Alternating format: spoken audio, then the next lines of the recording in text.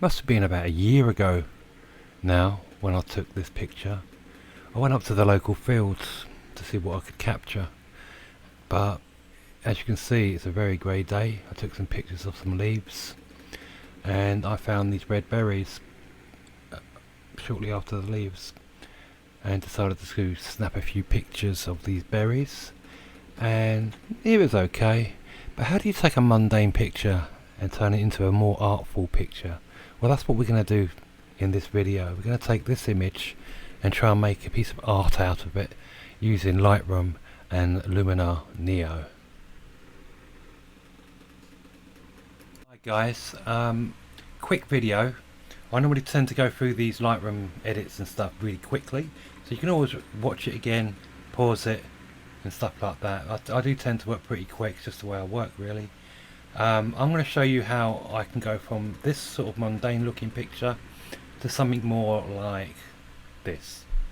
Okay, so here we are then. Let's get straight into it. I've reset everything, so we're back to square one. This part of the process is global edits. In other words, all the tweaks I'm about to do affect the whole image as a whole. I'm not going to get into masks and stuff like that in this tutorial. I'm just going to show you a quick run through of how I process some images like this. So I'm just bringing up the brightness of the image because I want it to be sort of quite bright, this one, a bit white against that red. So I'm going to go into the contrast. I like to drop the contrast normally, but because I'm taking it into Lightroom and Neo, I can do a lot of that in there. So I'm just going to take this up just a little bit. I'm going to just test my highlights. I'm holding down the option key, and there you go. See how it's turning blue? That's blowing out a little bit, so I'm just going to take that down a little bit. Doesn't matter if it blows out just a little bit. Shadows, again, holding that option key. I don't want the shadows to blow out and clip too much. There we go. And texture.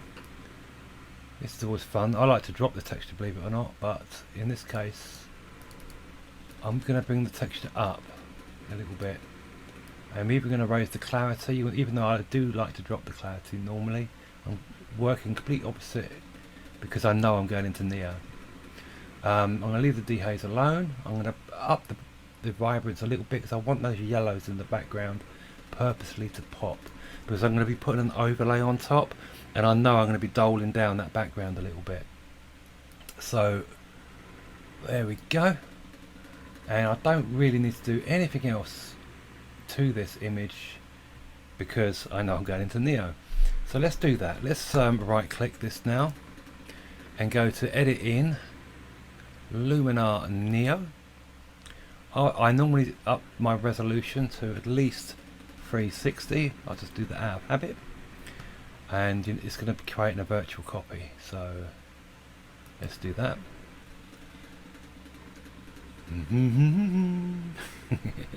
Okay, so I can see it's creating a copy there. Lightroom Neo, where are you? There you are. Okay, we're in Lightroom. Let's go straight into the edit screen. I don't want to use any presets, and I want to jump straight into enhance. Always a good place to start. Now I must stress that this version of Neo is a paid version, so that's why I've got on the right there, or on the left, I've got this ability to add layers. I don't think that's available in the free copy. Anyway, I'm in enhance, so I'm going to let the AI do a lot of the work here, and that really does make a big difference when you use that enhance. I've got no sky to play with. I'm going to deal with the noise. Now this I think is an add-on plugin, the noise and the sharpen. It's optional if you want to use it or not. It's recommending that I use medium, or the middle as it calls it there, and so I'll do that. There we go. I'll just see this, if it's made any difference there. Look at that. Well, it's not really that noticeable, is it? But yeah, I mean, it's taking a lot of noise out of the background there. I took this picture, I think about a year ago on a different camera. So sharpening, I normally do it on low. Why is it doing that? You can play around with the screen there, like you can move the animation around. Again, I think the noise and sharpening is an add-on, so you might not have this if you're using the free version. It's not recommended I use anything else. Let me just look at before and after. Okay, that's pretty good. I am seeing like a spider's web there. You see that? Didn't notice that at the time. Anyway, now Magic Light, I normally give it a pop just to see if anything sparkles. Again, Magic Light is an add-on, definitely. I know that's an add-on. It's a bit gimmicky, but sometimes it pays off. Anyway, I'm scrolling right down. I'm missing a lot of this out because I don't need to use them. And I like to come straight down to magical. Now, you'll have this. And look at the difference this makes. Look at that. I'll go right up to 100%. Look. Whoa. Makes it very dreamy, doesn't it? So I'm just going to take that up a little bit. Play with the shadows a touch. There we go. I really do like this effect. I use that a lot, to be fair. And glow. Now glow you've got to be very delicate with. See, even just a little bit. It's only on one. If I take it off and on, look at that. It adds a lot of punch. Now what I'm looking for now is the sun rays, because I've got a big white area up here. And sometimes I like to throw some sun rays in these bright spots. So let's bung a bit of sun rays in there. Look at that. Wow. That's really over the top there. But I'm going to place the sun. Move it around, because sometimes it works. It goes behind stuff. Look at that. It goes behind those leaves. And it's clever how it does that, I must say. So anyway, I'm putting the sun up there. And I don't really want to play with those controls. I want to get straight down here to the warmth. I'm going to make the sun really warm, just to match those yellows. And the sun rays I want really warm, just to match those yellows as well.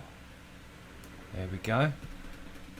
So I'll turn that off and on so you can see what it's doing. See, it's adding the sun rays and the sun, but it's also affecting the light in the picture, which is really clever how it does that. Very good. Anyway, so I've got the sun rays, and I think that's about what I did when I went through this before.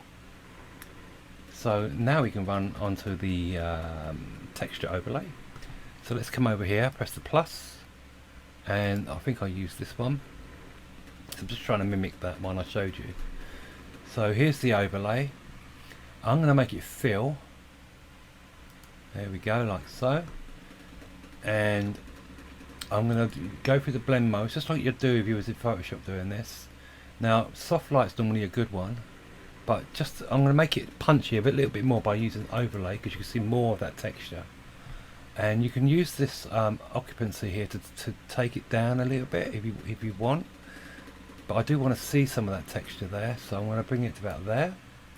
Now, you don't have to end it here. Now, you can use a mask if you want, by going into masking and brushes, and you can do erase, and you can take maybe some of that background off of your main subject, like so, if you want to. Which I've done there because I know I'm going to put another overlay on top. So I'll just tone that down a little bit with that. You can come down into enhance again, just like we did with the original image, and you can still play with this texture overlay by playing around with enhance to see if it does anything different. I'll just boost it a little bit there. I'm going straight down to that mystical, because I really like this tool, and that also helps with smoothing that overlay a little bit better by bringing in some of that mysticalness, and that looks really cool. So I could end it here and say I'm done with that, but what I'm going to do is I'm going to come over and duplicate this layer like so. There you go. And what I'm going to do is I'm going to flip it over so it's evenly on the other side. There we go. So now I've got some, because I thought there was a lot of pink over here, so I'll flip it so it's over there.